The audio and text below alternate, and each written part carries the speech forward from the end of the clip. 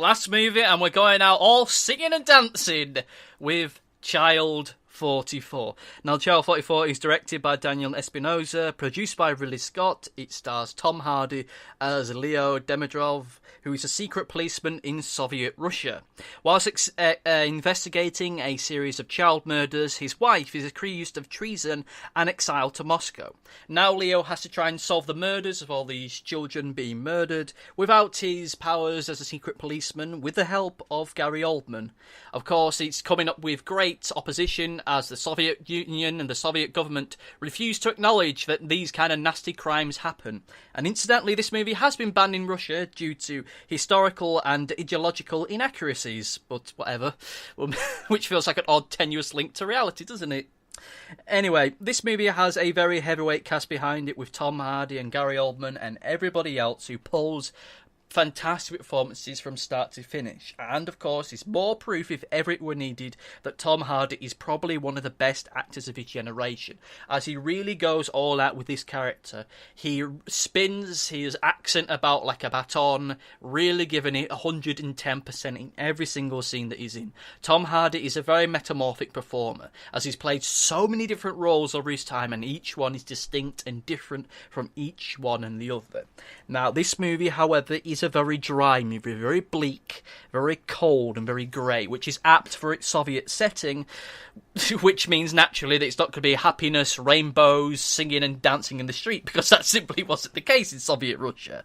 However, that is one of the downsides to the movie. It's very apt, it's very appropriate, but it makes the movie that a little bit harder to fully get into, as so much of it is dark, so much is grim, so much is brutal. There's no real light to it, there's no contrast, there's no sense of any kind of real hope, which naturally there really wasn't in the Soviet Union, but still, it makes the whole experience that little bit more uncomfortable to watch.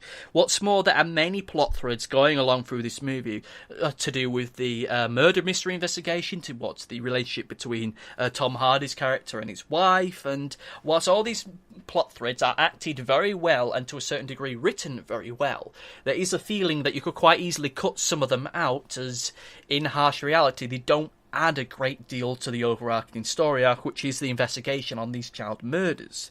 Now, I have to say that it is very, very interesting to see a world like this, to see this part of the world in that particular era, as it's something that is never really explored that much within mainstream cinema.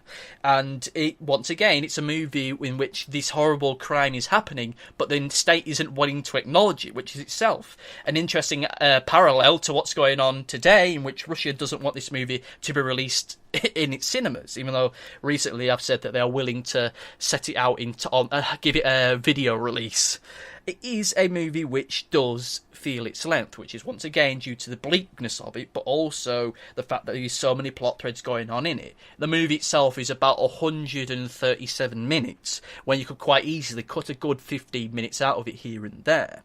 It is probably the most interesting movie that I've had a chance to see this week. It is a more fascinating one, even though it is a movie that you really have to be in the most appropriate mindset to go and see. This isn't the kind of movie where you're going to be rolling in the aisles laughing. This isn't the kind of movie where he's going to be feeling uplifting. It's a very heavy, very grim, very dark movie at times that you have to be willing to go into. This may be part of the reason why it's not doing so well in the box office.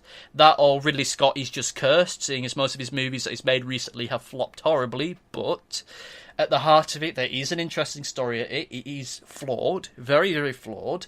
There are many great performances within it, but with a bit of trimming here and there, it could have been that little bit more accessible, but it is a necessary movie. It justifies itself perfectly, and I do recommend it, but once again, be well aware that this is going to be a movie that is going to be for some people rather uncomfortable, and for some people rather dry. It feels odd that I'm reviewing Child 44 today, whereas in a matter of hours, the next Avengers movie's coming out.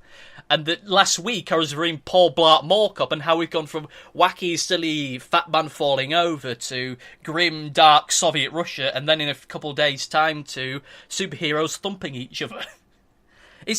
It's a nice contrast to how we can have movies like this, even though it isn't finding an audience, even though it is flopping horribly. It's a necessary movie. It's a movie which, if you're at all interested, go and see it. But bear in mind that it's a very long movie, a very heavy movie, and it is a movie which can and very will trouble you and challenge you here and there.